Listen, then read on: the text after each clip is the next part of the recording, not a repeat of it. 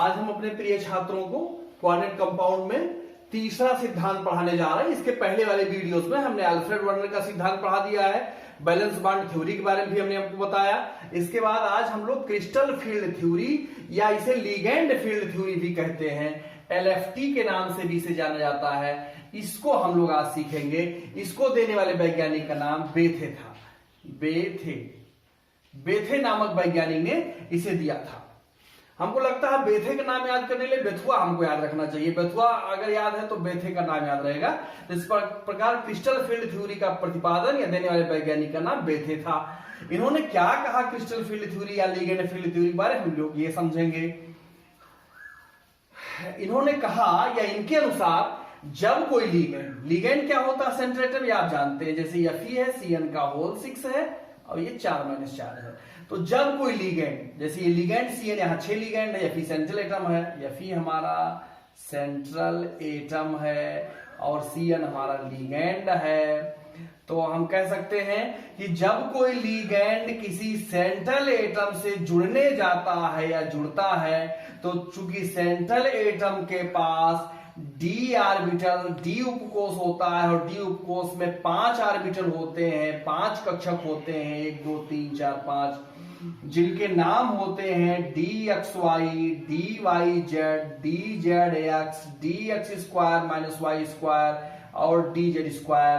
तो इन पांचों कक्षकों को विपाटित कर देता है, अर्थात इनको बंटवारा इनमें कर देता है, और ये 3 ऑर्बिटल dxy, dyz, dzx एक साथ आ जाते हैं। इन तीनों के समूह को एक विशेष चीज से व्यक्त करते हैं जिसे T2g कहते हैं, और इन दोनों के समूह को हम Eg कहते हैं। T2g की जो ऊर्जा होती है वो -4dq होती है, dq मात्रक है ऊर्जा मापने का, और जो Eg की ऊर्जा होती है वो +6dq होती है। इसकी ऊर्जा कम होती है, इसकी ऊर्जा अधिक होती है। हम इस बात को एक बार पुनः दोहरा देते हैं। क्रिस्टल फील्ड थ्योरी का प्रतिपादन बेथे नामक वैज्ञानिक ने किया था, इसे लिगेंड फील्ड थ्योरी भी कहते हैं। इनके अनुसार जब कोई लिगेंड किसी सेंट्रल एटम से जुड़ता है तो सेंट्रल एटम में उपस्थित d उपकोष के ऑर्बिटल्स में या कक्षकों को विपाटित कर देता है, अर्थात उसमें बंटवारा कर देता है। dxy, dyz, dzx ये 3 कक्षकों का समूह एक साथ आ जाता है। इनके समूह को T2g कहा जाता है, और इन दोनों के समूह को dx square minus y square, dz square के समूह को Eg कहा जाता है। और T2g में प्रत्येक इलेक्ट्रॉन, जितने इलेक्ट्रॉन उपस्थित होते हैं, अब जितने इलेक्ट्रॉन का अभिप्राय ये है कि अब ये T2g हमारा अगर है, T2g है तो इसमें 6 इलेक्ट्रॉन उपस्थित रहेंगे, और इसमें प्रत्येक इलेक्ट्रॉन की एनर्जी -4dq होती है, और इसमें उपस्थित जो Eg हमारा है इसमें भी 4 इलेक्ट्रॉन उपस्थित होते हैं। इन 4 इलेक्ट्रॉनों के लिए प्रत्येक की ऊर्जा +6dq होती है, इसकी ऊर्जा अधिक होती है और इसकी ऊर्जा कम होती है। इन दोनों ऊर्जाओं को, इन दोनों समूहों की ऊर्जाओं को जोड़ दिया जाए तो एक विशेष चीज प्राप्त होता है जिसे हम CFSC कहते हैं। अब अगली चर्चा हम इसी संबंधी CFSC पर करते हैं। एक शब्द है CFSE, इसका फुल फॉर्म है क्रिस्टल फील्ड स्टेबिलाईजेशन,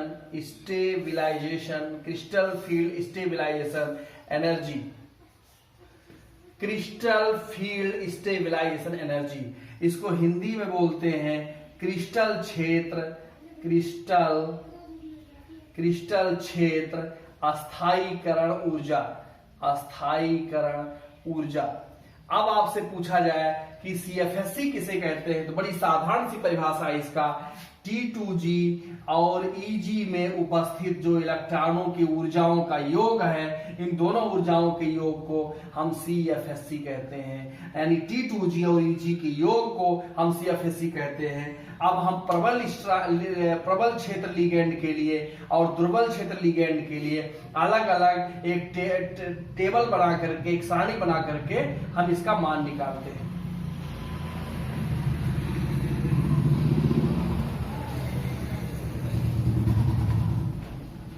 अब यहां हमारा हो जाएगा प्रबल लिगेंड क्षेत्र के लिए, प्रबल लिगेंड, स्ट्रांग लिगेंड फील्ड के लिए ये है। ये हमारा जो टेबल इसमें बनेगा इस प्रकार होगा। यहां हमारा होगा number of electron, number of D electron, number of D electron. तो नंबर ऑफ डी इलेक्ट्रॉन में हमारा हो जाएगा D1, D2, D3, D4, D5, D6, D7, D8, D9 और D10। ये 10 इलेक्ट्रॉन के लिए हमारा हो जाएगा। और यहां हमारा हो जाएगा, यहां हमारा हो जाएगा आपका T2G। अब T2G में हमारा जो है 3 कक्षक आता है। इन तीनों के नाम हो जाएंगे ऐसे, 3 कक्षक होते हैं। एक हो जाएगा DXY, DYZ, DZX। और जो हमारा EG है, EG में हमारे 2 कक्षक आते हैं, 2 समूह आते हैं, DX² - Y² और DZ²। और इन दोनों को जोड़ दिया जाए तो यहाँ हमारा CFSC आ जाएगा, यानी CFSC बराबर T2G प्लस EG की योग को हम CFSC कहते हैं और यही यहाँ निकाला जाएगा। अब देखिए DXY D1 के लिए पहला इलेक्ट्रॉन हो गया। अब चूंकि इसमें जितने इलेक्ट्रॉन है T2G में उनके लिए -4 होता है, इसका मान हो गया। और इसमें EG का इलेक्ट्रॉन EG में है ही नहीं, इसका मान 0 हो गया, यानी इसका मान -4 हो गया। अब D2 के लिए ये हमारा 2 इलेक्ट्रॉन हो गया, 2 इलेक्ट्रॉन माने -4, इसका -4, इसका यानी इसका हो गया -8 हो गया। और D3 के लिए 2 3 हो गया, तो इसके लिए -12 हो गया। अब D4 है तो चूंकि स्ट्रांग लिगेंड है, और जो स्ट्रांग लिगेंड के लिए हम लोग स्ट्रांग लिगेंड के लिए बना रहे हैं, ये हम लोग स्ट्रांग लिगेंड के लिए बना रहे हैं। तो स्ट्रांग लिगेंड हुंड के नियम का पालन नहीं करता है। इसका मतलब यह है कि जो हमारा चौथा इलेक्ट्रॉन है पहले इसी में जाएगा, जब पूरा भर जाएगा तब EG में प्रवेश करेगा।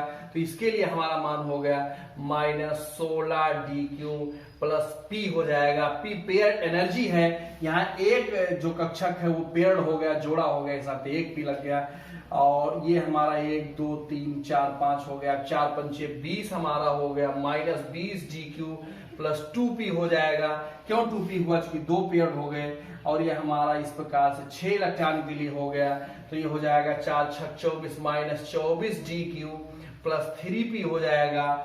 अब D7 के लिए 1 2 3 4 5 6, ये 7वां इलेक्ट्रॉन इसमें पहुंचा, तो 24 हो गया। 24 में से 6 घट जाएगा, चूंकि प्लस 6 है तो 24 में से 6 घटा तो 18 हो जाएगा, यानी इसका मान -18 प्लस 3P ही रहेगा। और ये D8 के लिए 1 2 3 4 5 6 और 1 इसमें गया। अब ये हो जाएगा 4 4 6 24 और ये 6 दूनी 12 हो जाएगा, 24 में से 12 घट जाएगा, तो ये -12 प्लस 3P ही रहेगा। और ये हमारा D9 है, 1 2 3 4 5 6। अब इसमें हो गया, इसमें भी 6 3 18 हो गया, यहाँ 24 है, तो यहाँ 18 में से 24 में से 18 घटेगा, तो हमारा हो जाएगा -6 प्लस 4P हो जाएगा। और जब इसके लिए निकालेंगे 1 2 3 4 5 6, और यहाँ आपका हो जाएगा एक, ये इस प्रकार से भर जाएंगे फुलफिल। ये भी 24 हो गया, 4 6 24, ये भी 6 चौक 24 हो गया, 24 में से 24 घटेगा, 0 और प्लस 5P हो जाएगा। तो ये हमारा स्ट्रांग लिगेंड के लिए हो गया। अगर इसी में हम वीक लिगेंड के लिए बनाएं तो हमें थोड़ा सा इसमें डिफरेंट कर देना होगा। वीक लिगेंड में हमारा क्या हो जाएगा, वीक लिगेंड हुंड के नियम का पालन करता है, तो हम यहाँ स्ट्रांग लिगेंड ना लिख करके हम यहाँ वीक लिगेंड के लिए CFSC का मान निकालेंगे। ये हमारा हो गया वीक लिगेंड के लिए। अब वीक लिगेंड में D1 इतना ही मान रहेगा, ये सही रहेगा वीक लिगेंड के लिए। D2 भी इतने रहेगा, D3 भी इतने रहेगा, लेकिन D4 में से चेंज हो जाएगा। D4 में यहाँ क्या हो जाएगा, ये इलेक्ट्रॉन यहाँ ना जा करके यहाँ जाएगा, और ये हो जाएगा आपका 4 3 12 और 6 हो जाएगा, यानी यहाँ -6 प्लस कोई P नहीं रहेगा, क्योंकि कोई इलेक्ट्रॉन पेयर नहीं है। D5 के लिए क्या होगा, D5 के लिए हमारा जो है एक यहाँ जाएगा, एक यहाँ जाएगा, यानी अब यहाँ कुछ भी नहीं रहेगा, यानी 1 2 3 और 4 5 हो गए, यानी ये 4 3 12, 6 दूनी 12, यहाँ 0 हो जाएगा, 0 DQ प्लस कोई P नहीं रहेगा क्योंकि कोई पेयर्ड एनर्जी नहीं है। ये बिग लिगेंड के लिए हम सुधार कर रहे हैं इसमें। और D6 के लिए क्या होगा, D6 में आपका ये पेयर्ड हो जाएगा इस प्रकार से, ऐसे ऐसे हो जाएगा, एक यहाँ हो गया, एक यहाँ हो गया, तो ये हो जाएगा 4 चौक 16, 4 चौक 16 और ये 12, तो यानी -4 हो जाएगा, -4 DQ प्लस 1 P रहेगा, एक P रहेगा क्योंकि एक पेयर है। यहाँ इस प्रकार से 2 हो जाएंगे, तो ऐसे हो जाएगा आपका ये, तो ये हो जाएगा यहाँ आपका हो जाएगा 20 है तो 4 पंचे 20 हो गया, 6 दूनी 12, यानी यहाँ -8 DQ हो जाएगा और प्लस 2P होगा, 2P होगा। 2P क्यों होगा, क्योंकि 2 पेयर हैं। और D8 के लिए क्या होगा, D8 के लिए आपका ये आपका यहाँ तक जाएगा 6 और 2 8, हाँ यहाँ सही हो गया, 8 सही है। तो 8 के लिए ये आपका 4 छक 24 हो गया, 6 दूनी 12 -12 DQ प्लस 3P सही है। D9 के लिए भी एकदम वही चीज रहेगा, D9 के लिए भी यही चीज रहेगा और D10 के लिए भी एकदम यही चीज रहेगा। इस प्रकार ये वीक लिगेंड के लिए है। आशा करता हूं कि आपके समझ में आया होगा। अब हम आपको ये तो रहा, अब हम अगर कोई कंपाउंड आपको दे दिया जाए तो कंपाउंड का CFSC वैल्यू कैसे निकाला जाता है उसकी चर्चा हम आपके साथ करते हैं। कंपाउंड, कोई भी कंपाउंड आपको दे दिया जाए, बस आपको सिर्फ इतना ध्यान रखना है कि स्ट्रांग लिगेंड इसके साथ जुड़ा हुआ है, वीक लिगेंड जुड़ा हुआ है। तो जैसे हमारा एक कंपाउंड है FeH2O का होल 6 और बड़ा ब्रैकेट बंद करके इस पर 2+ चार्ज लगा देते हैं। अब इसके लिए हमें CFSC निकालना है, क्रिस्टल फील्ड स्टेबिलाईजेशन एनर्जी निकालनी है। तो हम क्या करेंगे, अब देखिए हम वैसे तो मौखिक ही बता सकते हैं, लेकिन आपको समझाने के लिए सबसे पहले हम क्या करेंगे, Fe26 हो गया। अब इसका इलेक्ट्रॉनिक विन्यास के लिए हमने ये मन में करने वाली चीजें हो गई हैं, थोड़ा सीख जाएंगे तो अपने मौखिक ही बता देंगे। 18 हो गया, 18 ये हमारा 18 और 4 यस 18, 4 यस 2, 18 2 20 हो गया, 20 और 6 26 हो गया। अब इसका ऑक्सीकरण संख्या निकालेंगे तो इस पर 2 आएगा ऑक्सीकरण संख्या, यानी 2 हमारा ये कट जाएगा, 2 हमारा ये कट जाएगा। अब 3D में हमारे 6 इलेक्ट्रॉन हो गए इस प्रकार से 1 2 3 4 5, 1 2 3। और ये चूंकि वीक लिगेंड जुड़ा हुआ है तो वीक लिगेंड हुंड के नियम का पालन करता है, तो हुंड के नियम से भरे जाएंगे। अर्थात ये तीनों जो ऑर्बिटल हैं ये T2G वाले हैं और ये हमारा EG वाला है। 6 इलेक्ट्रॉन हो गए ना इसमें, तो अब ये 4 इलेक्ट्रॉन है, 4 इलेक्ट्रॉन है, तो 4 चौक -16 DQ हो गया, प्लस और 6 दूनी 12 हो गया, 16 में से 12 घट जाएगा, माइनस प्लस का माइनस होता है, तो -4 DQ और प्लस 1 P आ जाएगा। ये हो गया CFSC का पहलू, ये हो गया CFSC का पहलू, -4 DQ प्लस P। इसी प्रकार हम कोई दूसरा एग्जाम्पल लेते हैं।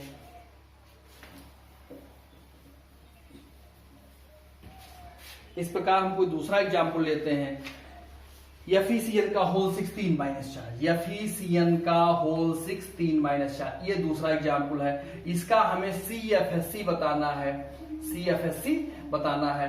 तो हम क्या करेंगे, Fe का परमाणु क्रमांक 26 है, आर्गन 18 हो गया, आर्गन 18 हो गया, ये हमारा 4s2 हो गया, 18 2 20 हो गया और 20 और 6 26 पुनः हो गया। अब इसमें हम इसकी ऑक्सीकरण संख्या निकालेंगे तो Fe पर 3+ आ जाएगा। 3+ का मतलब 2 ये खत्म हो गए, 1 इसमें से खत्म होगा, तो ये हमारा 3D5 होगा।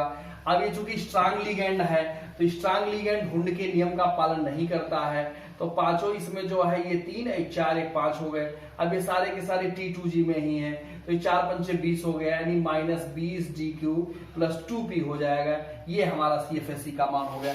इस प्रकार हम मौके निकाल सकते हैं। अपने बच्चों को हम कुछ होमवर्क दे देते हैं, अभी व्हाइट बोर्ड पर होमवर्क लिख देते हैं, आप उसको नोट। अब हम अपने बच्चों को ये 5 कंपाउंड 1 2 3 4 5 कंपाउंड दे दिया मैंने, और इन 5 कंपाउंडों का CFSC निकालना है, और CFSC निकाल करके बच्चे हमें जो है कमेंट के रूप में बताएंगे। अगर कोई चीज नहीं आएगा तो भी कमेंट में लिख करके बताएंगे, और फिर अगली वीडियो में हमारी मुलाकात होगी।